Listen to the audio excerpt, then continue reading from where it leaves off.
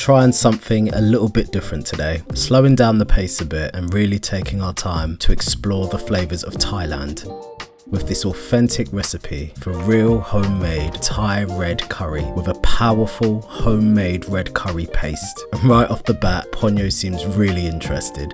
I'm guessing this was down to the smelly fish sauce which had caught his attention. I've gone all out here and I might have slightly overdone it with this gigantic pestle and mortar. This will help make sure our curry paste is absolute top tier. Now I didn't know this, pestle and mortars actually have to be seasoned before using. You only have to do this the first time I believe, but with a quick Google I learned that seasoning a new mortar is essential to remove loose grit and stone particles that would otherwise contaminate your food. Start by grinding down some rice grains.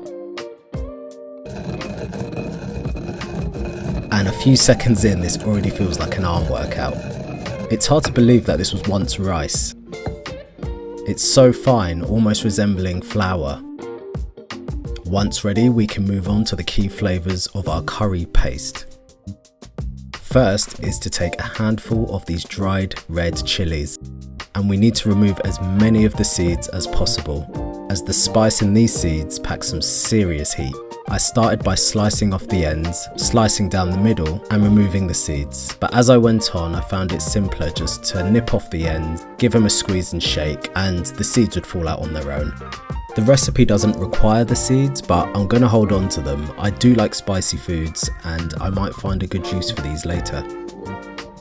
With our empty chilies, we're gonna place them into a measuring jug and fill that with boiling water for around 30 minutes. Now we need to prepare a few garlic cloves, a couple of shallots, some fresh coriander, some lime zest, some lemongrass, which I have never used before, and this Asian root veg called galangal, which I've never even heard of before. This resembled ginger but was more citrus flavoured and quite a bit tougher, so the recipe recommended grating it first. We also need some shrimp paste, which is new to me. The recipe says it will add those salty layers to the Thai curry. The recipe also called for this ingredient, which I'm not going to attempt to pronounce, but I couldn't find it anywhere. Doing some research, we should achieve a similar flavour just by increasing the amount of lime zest we use, so this is what I did. Now we can combine that all into a bowl. I start by crushing some dry spices into the pestle and mortar. In goes some coriander seeds and some cumin seeds and grind away.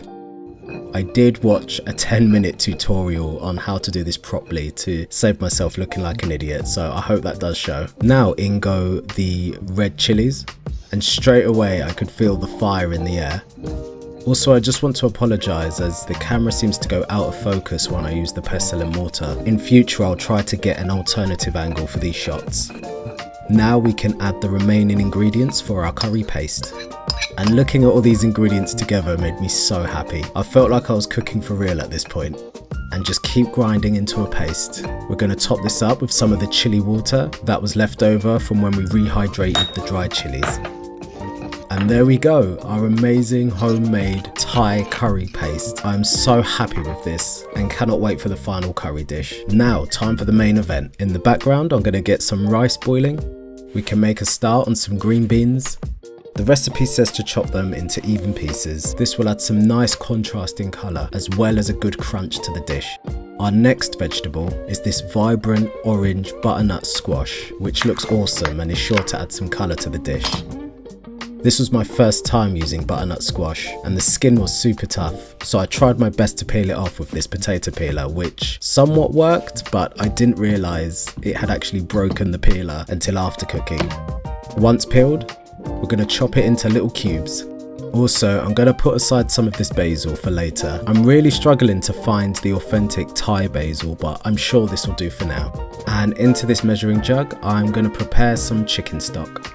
Now we can prepare our chicken. I have these lovely boneless, skinless chicken thigh fillets, and it will simmer in some coconut milk later to make it nice and tender.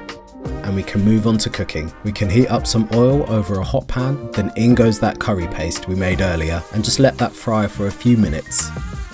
I'm slightly worried at the start because the shrimp paste has a very fishy odour to it, but after a minute or so the fishiness started to die down and the smell of garlic and the other herbs started to take over and balance everything out. Now we can add the chicken stock and simmer rapidly until it's reduced by about half. I can't even describe the smell right now, it's insane. Now we can add the coconut milk, bring to a simmer, then add the chicken pieces.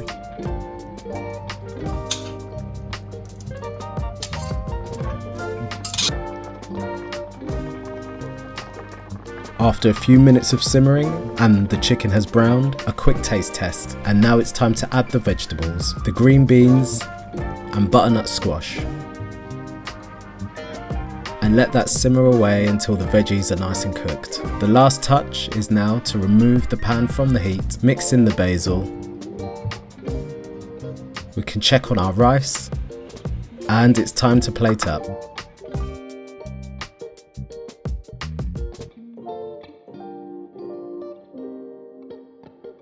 This was incredible, I have no words. This was hands down the best curry I have ever made from scratch. The chicken was so tender, the coconut milk helped to balance the fiery warmth of the curry paste. This has honestly been one of my favourite dishes to prepare, and I had a blast learning new things along the way.